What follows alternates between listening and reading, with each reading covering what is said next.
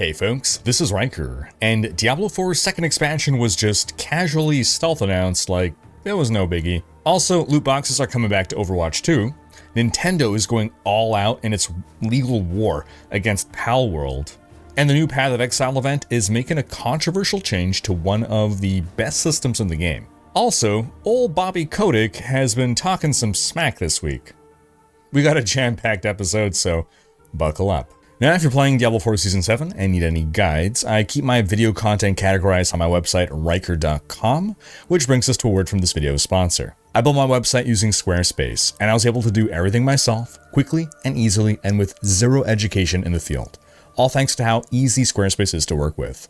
Squarespace even has a new AI tool called Design Intelligence, which combines 2 decades of industry-leading web design expertise with the latest AI tech to empower you to build a beautiful-looking, personalized website made exactly for your needs and your unique identity. Squarespace even has optimized SEO tools so that you can launch your website and start getting views as quickly as possible. Squarespace is flexible for any kind of website with tons of design options to pick from. You can easily connect all your social accounts and also upload your video content and organize your video library. You can sell products or services, and with Squarespace Payment, you have an easy way to manage your payments in one place. You're just a few clicks away from being able to receive payments through your website, all while offering customers popular payment methods like Apple Pay, ClearPay, Klarna, and ACH Direct Debit. Basically, if you want to build a website, I recommend Squarespace. So, head to squarespace.com/Riker or click the link in the description to start your free trial and use code Riker to get 10% off your first purchase of a website or domain.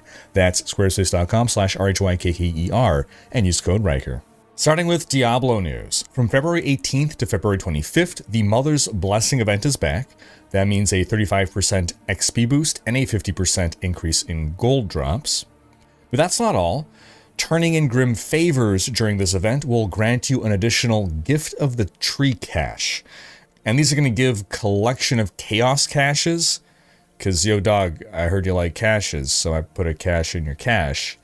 And these Collection of Chaos caches contain, it's a lot of hard C sounds, contain unpredictable rewards. So we'll have to figure out what exactly those are. If I were to guess now what it is, then it would not be unpredictable. It would be predictable. So I won't even try to predict it. I don't want to make liars out of them. Now, normally I don't talk about Diablo Immortal, but I just wanted to highlight the kind of events that Diablo Immortal gets.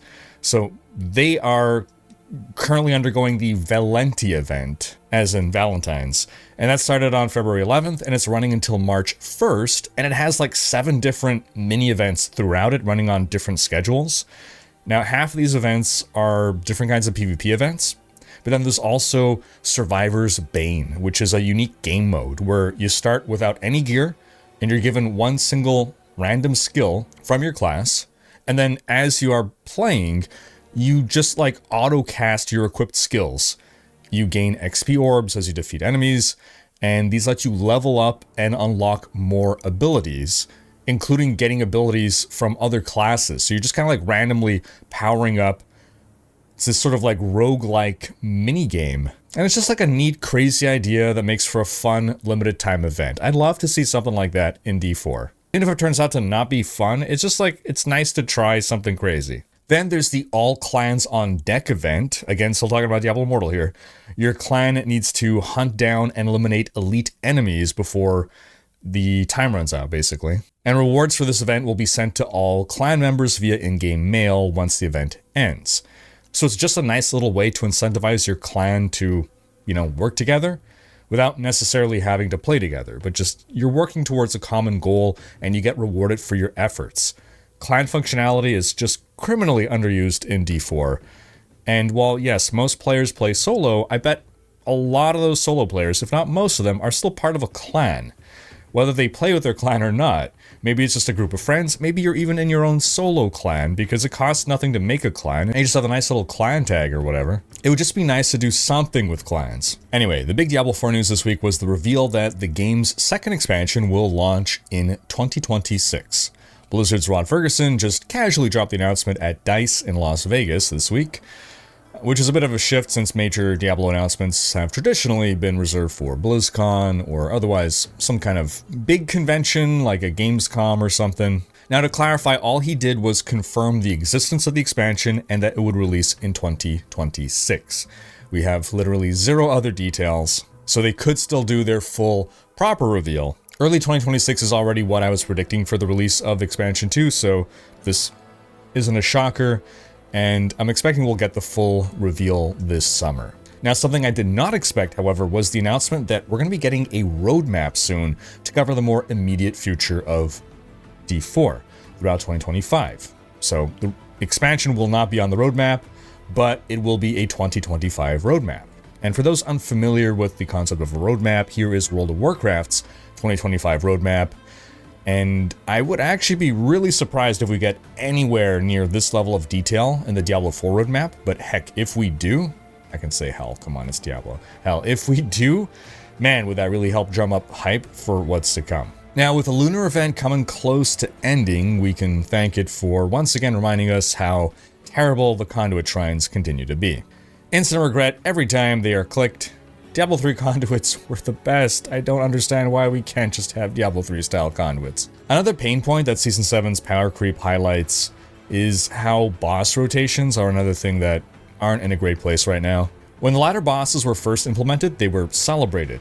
Great addition to the game. Then our builds became so strong that we were basically one-shotting them. So then the devs implemented a system that let us buff those bosses, greater challenge for greater reward, while consuming more boss materials at once. So we're spending less time just sitting there respawning the boss over and over and over. But then what happened was Progression 2.0 arrived with Season 6, and difficulty was then tied to Torment level. And at the time, it was believed that a Torment for Uber Boss would actually be a challenge, but we are one-shotting them, so we're back to the old problem. It's just tedious and not fun to just spam a boss over and over and over in a little room with no mechanics, no risk, no challenge, no real engagement. Now, the real issue here is that we have grown far too powerful far too quickly to be obsoleting Torment 4 content, but at this point I don't see the devs doing a major nerf across the board. I'd be fine with it, but most people wouldn't. I don't see them doing this. So at this point, bringing back the ability to juice boss fights seems like a fair idea. Now, we do have some good news right around the corner. Patch 2.1.2 is dropping next week, and it's finally addressing the Necromancer's Ring of Mendel. The item was bugged, it was not correctly applying certain buffs to the ring's damage proc. That will finally be resolved. Then it's some Path of Exile news. The Legacy of Frisia event for PoE 1 continues to build up hype. In addition to all the new ascendancies, this event will introduce a new endgame specialization system that replaces the Atlas passive skill tree. Instead of that, you're going to get now a new type of item drop called idols, similar to idols in Last Epoch. These idols can be placed in a special inventory holder, just like in Last Epoch, and these idols will have affixes on them that will modify maps, similar to how the Atlas passive tree does. Now, the reception to these have been mixed. People really like the passive Atlas tree, and this is a step away from the determinism of that system and towards being at the mercy of RNG drops or trading to be able to modify maps as you desire and engage with the content that you want to engage with. And solo self-found players in particular will be hard hit by this. Now, GGG did address some concerns in an FAQ. Idols will not be rare, you'll have a 50% chance to see one drop from a map boss. And while players were speculating that GGG was using PoE 1 to beta test the idol system for PoE 2, GGG dispelled these rumors, plainly stating that no, these were just throwaway ideas from the past, and they have no current plans to use these for PoE 2. They will, however, make the idols, as well as all the new ascendancies, available for use in future private leagues, which is awesome. And the new ascendancies really have everyone really hyped. I mean, they literally have one called the Surfcaster, who can actually make use of the fishing rod Easter egg item. You can spec into having all of your hits turn into critical strikes while you're holding a fishing rod, and getting 50% more cast speed while holding a fishing rod. We also got a trailer for Legacy of Frisia, along with a release date. The event will launch February 20th, which is actually a lot sooner than I expected. We learned that by reaching certain level thresholds in Legacy of Frisia, you're going to receive pieces of the Autumn Night armor set, so you got cosmetics to earn there. And we can see that we're able to save 3 different loadouts of idle configurations, which is a really nice quality of life feature. It's kind of like the armory in Diablo 4, but for your map setups. But I turn the question to you folks, what are you most excited about? Then in some Activision Blizzard news, kinda adjacent related, former CEO Bobby Kotick recently made some waves with his candid thoughts in an interview on the Grit podcast, which is a business-focused show. Yeah, apparently we're not done hearing about Bobby Kotick. Since he no longer needs to even pretend to care about his public image, he just liberally crapped all over the Warcraft movie, calling it terrible and one of the worst movies he's ever seen. According to him, the movie was not just a failure in his eyes, but also a major distraction for Blizzard, impacting the development of World of Warcraft, its expansions, its patches. He even suggested that the movie contributed to the burnout and eventual departure of Blizzard veteran Chris Metzen in 2016. Kotick explained that since the movie deal had been signed before Activision acquired Blizzard, it was something the company had to push forward with, even though he personally thought it was a terrible idea.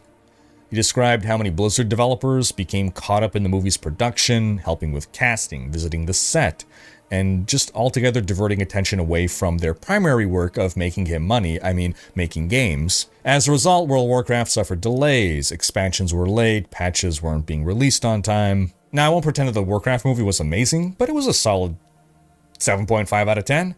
There have been far worse video game movies. And while it didn't do well in the Western world financially, it was hugely popular in China. It did made 10 times more money in China or something.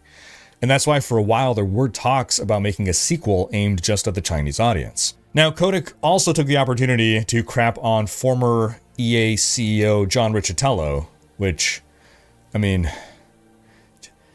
don't make me agree with Bobby Kotick here. Kotick brought up Riccitiello because former EA CCO Bing Gordon was also on the podcast with Kotick, and Kotick praised Gordon, saying, quote, "Our fear was always that Bing was going to run EA, and we would have paid for Riccitiello to stay a CEO forever. Like, we thought he was the worst CEO in video games." In case you forgot, Riccitiello is the guy who talked about microtransactions to make you pay for ammo reloads in Battlefield. And without directly mentioning Riccitiello, a little bit more diplomatic, Gordon basically threw Riccitiello under the bus by criticizing EA's business decisions. Prior to Activision merging with Blizzard, Gordon revealed that EA was among the publishers approached to buy Blizzard, and EA declined the offer. He said, quote, "Call of Duty, Guitar Hero, Blizzard, EA saw all of those first and passed on all of them." He added, talking to Kotick, quote, "While you were doing Blizzard, that EA passed on, and you were doing King," the mobile game developer, "EA did PopCap, just stupid things." Man, imagine what world we would live in today if EA had bought Blizzard right as World of Warcraft was hitting its stride. Now, Bobby Kotick also said on the Grit podcast that he would never have raised the subscription fee for World of Warcraft, but not out of the kindness of his heart, of course. He said, quote, "You'd be shocked. 150 million people churned out of World of Warcraft throughout its life. That's a crazy number. Those are people paying $15 a month. It was the best subscription business of all time." And when the podcast host suggested that they could have raised the price a bit, Kotick said, "We never raised the price. My view was we come up with value-added services, come up with new things to sell, but just leave the price. We could figure out how to come up with other things to sell them. And it's a prickly audience, you know? You don't want to do too much to agitate them. And even a $1 increase would have been a problem in my view." Now, it should be noted that subscription fees kind of went by the wayside once microtransactions took over as the dominant form of monetization. World of Warcraft is one of the rare games that gets away with still having a sub fee, and I think Kotick recognized that and didn't want to mess with that formula. But what do you folks think? Was the Warcraft film really as bad as Kotick says? Then, in some Avowed news, the game is set to release on February 18th, and reviews are starting to roll in. Currently sitting at an 81 out of 100 on OpenCritic, with 84% of critics recommending it, it seems like Avowed is shaping up to be a solid RPG in the vein of The Outer Worlds, with a stronger focus on combat though. Reviews are somewhat mixed. The combat seems to be one of the highlights, with many praising how well first-person melee feels, something that's notoriously difficult to get right. However, the world's reactivity and its AI have been criticized, with some reviewers noting that towns feel lifeless due to stationary NPCs who don't move or interact much with their surroundings. Writing-wise, opinions are divided, it seems. Some praise the narrative as a strong point, while others feel it's just too generic. The biggest critique across the board seems to be that Avowed doesn't do much to shake up the genre, even though it executes familiar RPG elements well. I personally don't think it's necessary for a game to shake up its genre. I think it's okay to just be a good execution of the formula. Overall, if you're a fan of Obsidian's RPGs and you've been waiting for their next big release, Avowed looks like a solid, if somewhat safe, addition to their lineup. Now, something that got announced for Avowed this week is cross-buy support, which allows players to purchase the game on Battle.net or on Xbox and play it on both platforms by linking their account. Buy once, play on either platform. Now, Microsoft did have cross-buy functionality for a while with this Play Anywhere program. This is the first time it's being implemented through Battle.net instead of the terrible Microsoft store, since Microsoft now owns Blizzard. And I think with this, we are one step closer to being able to play Blizzard games across Battle.net and Xbox without having to buy the game on both platforms. But what are your thoughts, folks? Are you excited for Avowed, or are the critiques making you reconsider picking it up? Sound off in the comments. In other news, we got the cinematic announcement trailer for Saros, the next game from Housemarque, set to launch on PS5 and PS5 Pro in 2026. If you enjoyed Returnal, this one is definitely worth keeping an eye on. Saros takes place on Carcosa, a mysterious planet under the shadow of an ominous eclipse. Players will take on the role of Arjun Devraj, a Soltari enforcer, as he searches for answers on a lost off-world colony.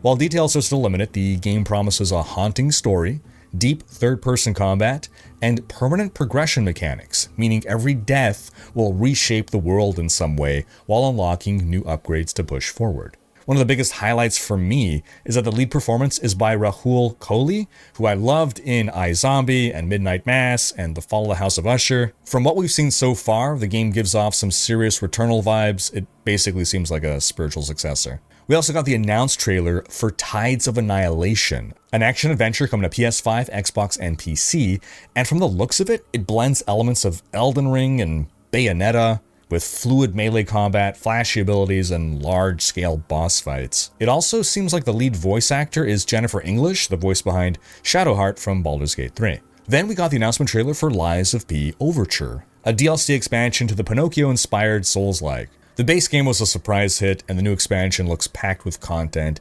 expanding on the game's rich lore and gothic aesthetic while bringing new challenges and mechanics. In some Overwatch 2 news, Blizzard just revealed some big changes coming to the game, including a new perks system, a fresh game mode, new heroes, and the return of loot boxes. With a twist. The perk system is being called the biggest shakeup to Overwatch gameplay since the original launch in 2016. Perks will introduce mid-match upgrades that enhance hero abilities, and this will change how every hero in the game plays. Another big addition is Stadium Mode, launching in Season 16. This is a 5v5 game mode with fast rounds in a best-of-7 format. There's a buy phase where players can purchase hero mods, which are modifiers that tweak abilities, weapons, and survivability. 2 new heroes are also on the way. Freya, a Danish bounty hunter, will be joining in Season 16 as a high-skill damage hero wielding a rapid-fire crossbow that fires explosive bolts. She can dash jump like Hanzo and snare enemies with bolas as her ultimate. Meanwhile, Aqua, a Chinese water wielder, is described as having one of the most unique ability sets Blizzard has ever developed, though details for now are scarce. And finally, loot boxes are returning, but not the way you remember them. Instead of being purchasable, they'll just be earned through the free Battle Pass track, through weekly rewards, and through Twitch drops. And Blizzard insists that they're focusing on fun and transparency, with legendary loot boxes guaranteeing a legendary tier cosmetic. Loot boxes were removed from the game, well, back with the launch of Overwatch 2. Was an overhaul to the monetization system. At the time, governments were cracking down on loot boxes. They were implementing legislation to ban them, with some governments successfully doing so on account of them being considered gambling because you can spend money on them. And as long as they remain divorced from monetization, I think loot boxes are a fun way to earn cosmetics. But what do you folks think? Are you happy to see them return, or is this bad news? Lastly, in a follow-up to the Nintendo versus Palworld legal battle, it seems Nintendo is preparing for an all-out war on US soil. You see, Nintendo has been trying to expand its patent portfolio, likely in preparation of a lawsuit against Palworld developers Pocket Pair. But out of 23 recent patent claims, 22 have been rejected by the US Patent and Trademark Office. Thank goodness. Right now, Nintendo's active lawsuit against Pocket Pair is happening in Japan, where they're seeking a whopping $66,000 in damages for 3 patent claims. However, in the US, they haven't formally sued yet, but their recent patent filings and legal meetings are suggesting they're laying the groundwork for future action. One of the most notable patents that Nintendo is pursuing relates to the smooth switching of riding objects in a game. Sounds like a mount system, right? Riding a horse or something. So if they get this, this would have ramifications for a lot of games outside of just Palworld. Meanwhile, Nintendo has successfully patented mechanics related to capturing characters, which is what led Palworld to changing its capture mechanics in its big Faybreak update in December. The damnedest thing here is that there have been plenty of Pokemon clones in the past that Nintendo did not pursue so vigorously. So I wonder if it's just because of Palworld's immense success, or maybe because of their deal with Sony that Nintendo is being so aggro here. Now, do you folks think Nintendo is in the right here, or are they overreaching in their attempt to take down Palworld? Sound off in the comments, because that's going to wrap up this week's video. But do be sure to check out last week's video in which we talk about how one of the original creators of Diablo does not like where the genre has ended up today. Thanks for watching. Special thanks to my Patreon supporters for making these videos possible. If you enjoyed this video, give it a thumbs up, and subscribe to join Riker's Raiders for more gaming content.